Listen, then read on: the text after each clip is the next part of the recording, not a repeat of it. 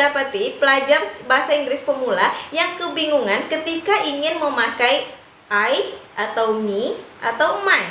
Padahal artinya kan sama-sama saya, tapi kita pakai yang mana?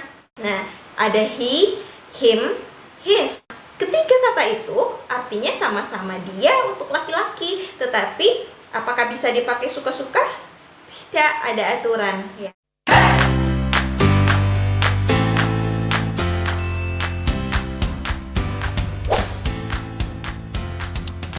Halo, Assalamualaikum. Welcome back to the channel with me, Mem Tira.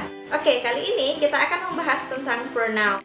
Nah, pronoun sebenarnya itu ada subjek, objek, possessive adjective, possessive pronoun, dan juga reflexive pronouns. Nah, kali ini kita cuma membahas tentang subjeknya, objeknya, dan juga possessive adjective. Kenapa? Karena saya sering kali mendapati pelajar bahasa Inggris pemula yang kebingungan ketika mau pakai I, me, atau my, mau pakai he, him, atau his, mau pakai we, us, atau our. Nah, artinya kan sama, I, me, my, artinya sama-sama saya. Tapi apakah bisa dipakai sesuka hati? Tentu tidak, ada aturannya. Nah, sekarang kita akan bahas dulu mulai dari subjek, objek, dan juga possessive adjective untuk pronoun. Nah, apa-apa aja subjek pronoun itu? Nah, ini dia. Yang pertama ada I, ada she, he, dan we. Nah, untuk objeknya I, me, she, her, we, us. Oke, dan kita pindah ke possessive adjective.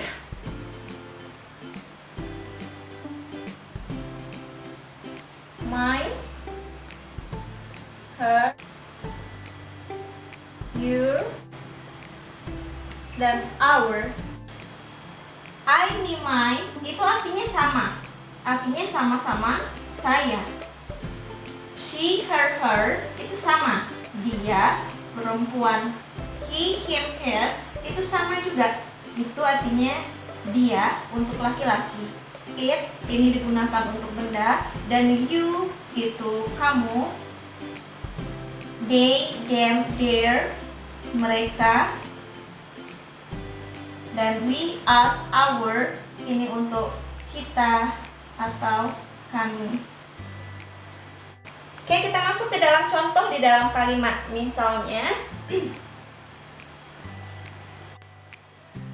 buku. Saya ini sebagai subjek.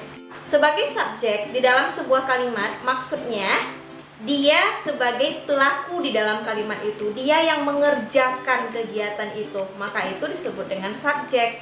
Nah, saya membaca sebuah buku. Yang membaca buku adalah saya, berarti inilah subjek di dalam kalimat.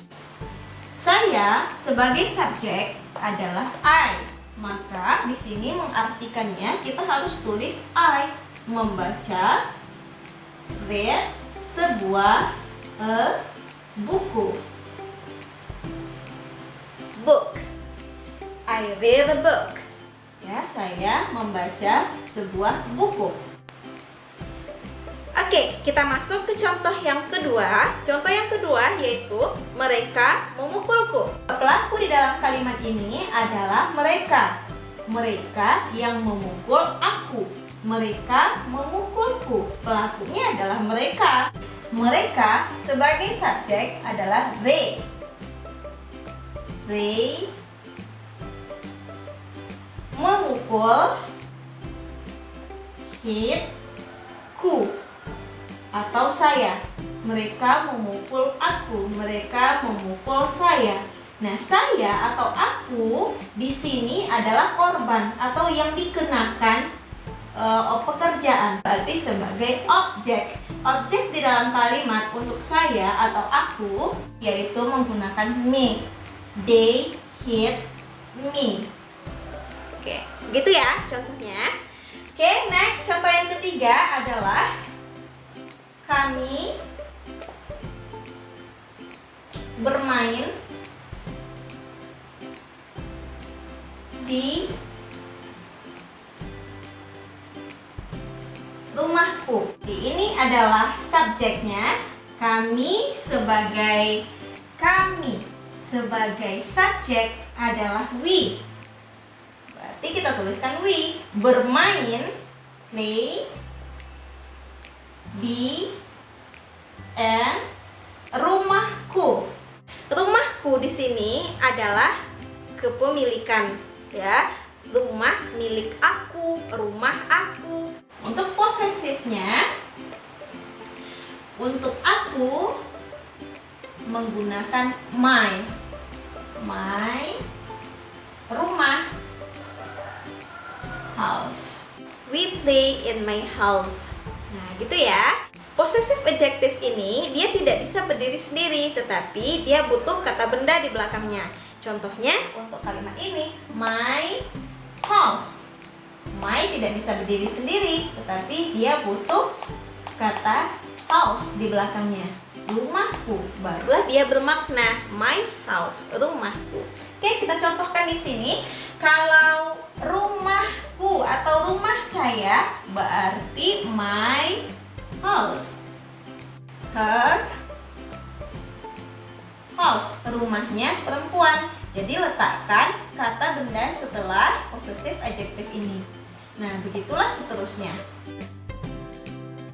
Nah, ini contoh yang selanjutnya. Sekarang sebelum mulai mentranslate kalimatnya, kita analisis dulu. Di sini ada kata kamu, nya perempuan, ada kami, dan kami lagi. Oke, yang pertama, kamu melihatnya. Yang melihat di sini adalah kamu, pelakunya adalah kamu. Berarti ini adalah subjek.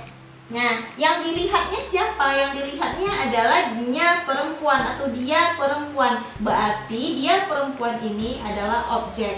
Kamu sebagai subjek, tinggal kita lihat di sini. Kamu sebagai subjek adalah you. You melihat she, nya atau dia untuk perempuan, dia untuk perempuan sebagai objek adalah her. You see her. Nah, kita masuk contoh yang selanjutnya.